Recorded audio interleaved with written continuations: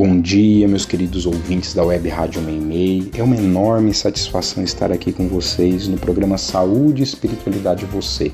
Meu nome é Ricardo Cavalcante, eu sou membro da Associação Médico Espírita de Botucatu e hoje nós estaremos dando continuidade ao programa passado em que nós estávamos falando sobre as curas espirituais. Um assunto bastante interessante. Eu prometi a vocês que hoje nós conversaríamos sobre como este processo acontece. Eu comentei na semana passada que a cura espiritual não é um milagre. Tudo isso acontece dentro das leis naturais. O que acontece é que, dentro do fenômeno da cura espiritual, a medicina terrena não tem conhecimento nem recursos para compreender aquilo que está acontecendo, uma vez que a cura espiritual ela vai lidar com um fenômeno que está na interface entre o mundo físico e o mundo espiritual. A ação dos espíritos sobre a matéria, a ação do médium curador, ela vai exigir um conhecimento que a doutrina espírita nos traz para que a gente possa compreender esse processo e entender que ele não é um milagre. Ele é um fenômeno que obedece às leis da natureza. O processo de cura, ele é um processo que ele se dá através do fluido vital, que Kardec também chamou de fluido magnético. Ou seja, aquele médium curador, ele estará doando para o indivíduo que está doente, porque em geral no processo de adoecimento há um desgaste desse fluido vital, de maneira que o órgão, o local adoecido, ele está, vamos dizer assim, sem controle. O indivíduo perde o controle sobre aquele ponto do seu corpo, e aí aquele ponto ele fica à mercê, porque todo o nosso organismo ele tem que estar sob o comando do espírito que está encarnado. E para que esse comando aconteça do espírito para o corpo físico, a gente precisa de um perispírito, que é o nosso corpo intermediário, bastante equilibrado. E para que o perispírito esteja bem vinculado ao corpo físico e controlando todas as suas funções, todo o seu metabolismo, toda a sua fisiologia, a gente precisa de fluido vital que mantém esse processo. Quando a doença acontece, há um desgaste desse fluido vital. Então, em geral, no processo de cura, é transmitido um fluido vital, uma energia, um recurso para o indivíduo que vai permitir que ele retome aquele controle, aquele comando. Então, ele harmoniza o perispírito naquele ambiente e, consequentemente, o corpo físico. Então esse é o processo que vai acontecer. Esse fluido vital, ele vem do médium curador. Então todo aquele médium que está participando, ele está doando o fluido dele. Ao mesmo tempo, de modo geral, também há o fluido que vem dos espíritos desencarnados, que também estão transmitindo através do médium aqueles recursos. Então quando a gente pega, por exemplo, num caso que a gente tem a chamada incorporação. Semana passada eu dei o exemplo lá do José Arigó, porque ele se tornou o grande símbolo deste fenômeno que é a da mediunidade de cura. Então ele recebia lá o espírito de Dr. Fritz. Então o que acontece? O médium, ele vai receber, ele incorpora o espírito que vai agir e vai transmitir através do médium aqueles recursos para o indivíduo encarnado. Então é assim que vai acontecer. Então a gente fala que é um magnetismo misto, um fluido misto, que vem do médium e vem dos espíritos, permitindo com que aquele processo aconteça. Nas curas espirituais, muitas vezes nós vamos ver cirurgias acontecendo. Então vai o médium lá, incorporado em transe mediúnico, e ele vai fazer um corte no indivíduo, muitas vezes, vai fazer algum procedimento ali que vai exigir uma habilidade manual. De modo geral, os próprios espíritos que trabalham nessas atividades, eles sempre deixam muito claro que que os cortes eles não são necessários para os espíritos. Os espíritos eles vão agir no corpo do indivíduo independente de corte ou não, porque eles não têm essa barreira física como nós temos encarnados. Então, se um médico encarnado ele quer fazer uma cirurgia numa pessoa, ele quer, eu preciso tirar um tumor, por exemplo, que está no pâncreas daquela pessoa, um tumor que está no rim daquela pessoa. Para acessar aquele tumor, ele vai ter que abrir o abdômen do indivíduo, ele vai ter que abrir de alguma forma o corpo daquele indivíduo para chegar no tumor e ressecá-lo. Para o espírito, para aquele que está no mundo espiritual, o corpo não é uma barreira para ele.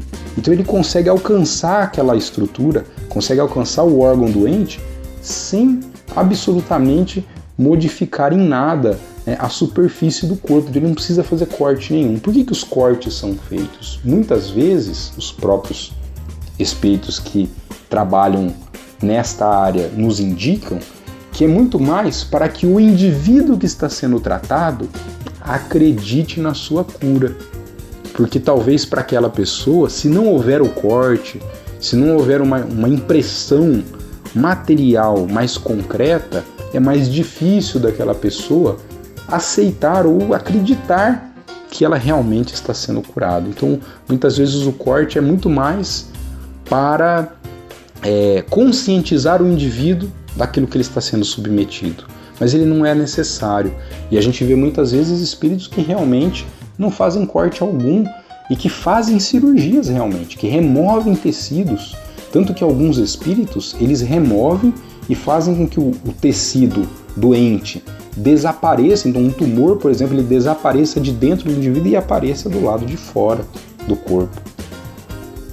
Isso, vários processos de cura são relatados essas situações. Então vejam que interessante, porque o processo ele não precisa de corte. A ação vai ser dada tanto no corpo físico quanto no perispírito do indivíduo. Então a cirurgia espiritual ela tem essa vantagem. E esse processo ele é muito importante que a gente compreenda. Por quê? Porque ele depende, o processo de cura espiritual, ele depende de duas situações, e que não é apenas ele que depende disso.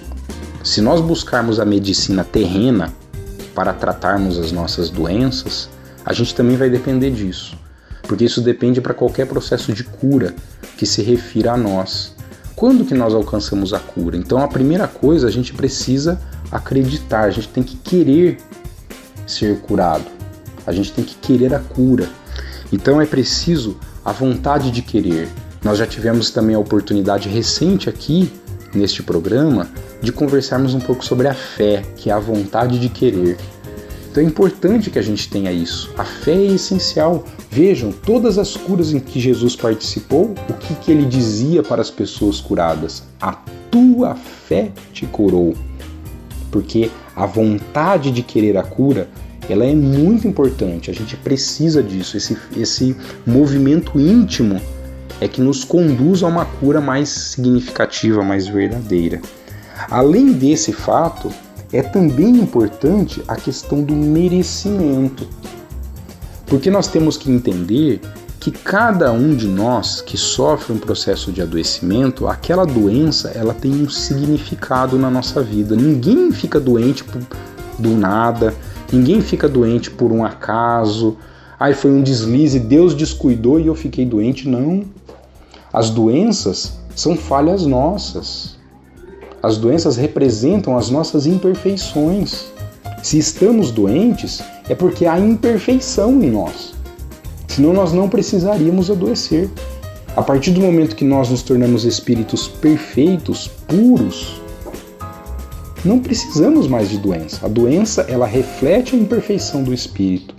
Então, para que a gente alcance a nossa cura, é importante que a doença também tenha alcançado os seus objetivos para conosco.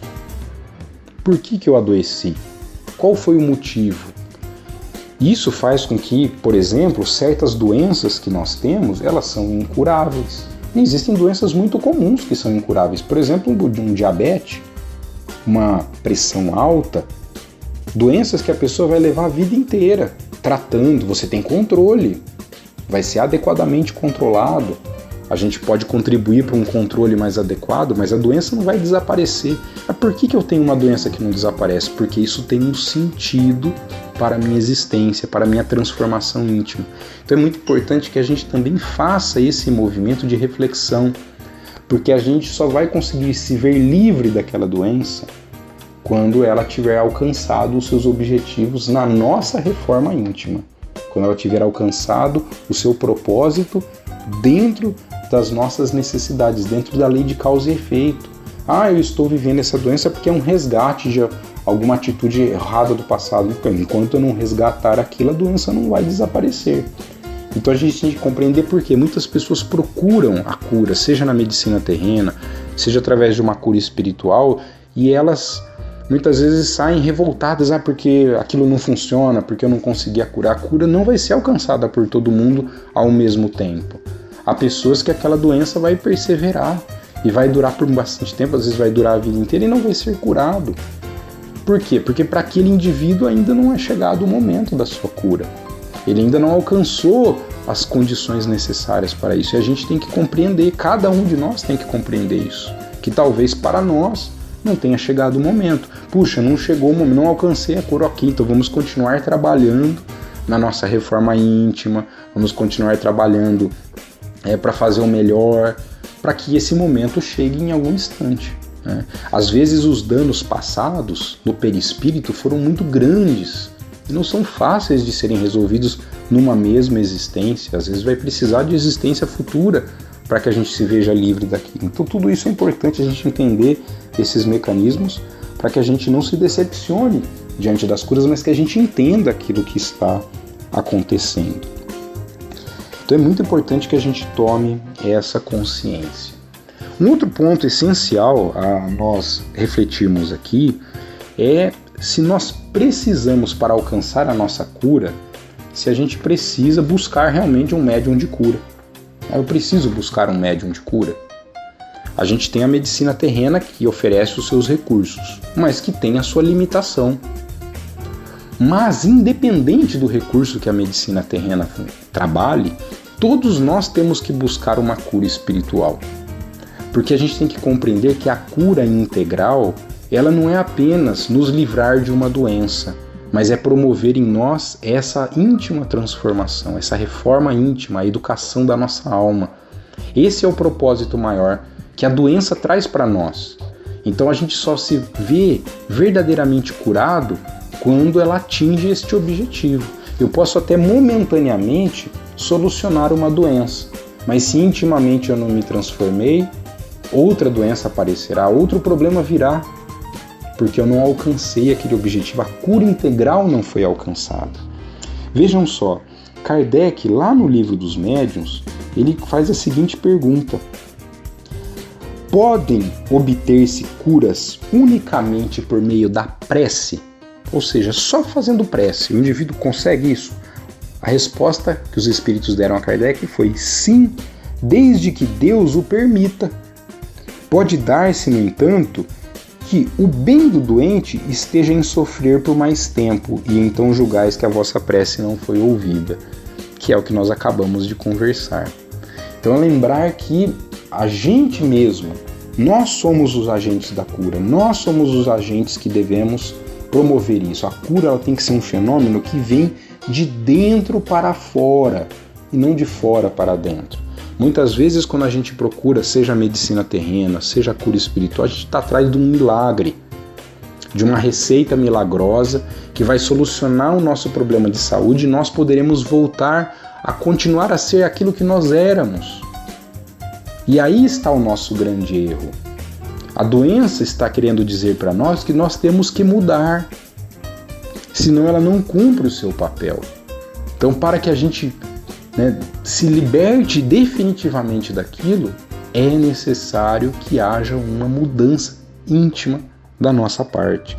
É muito importante. E isso vale, mas eu busquei a medicina alopática, eu busquei a medicina homeopática, eu busquei a cura espiritual. Para qualquer uma delas. A gente só alcança a cura integral quando há essa íntima transformação do ser.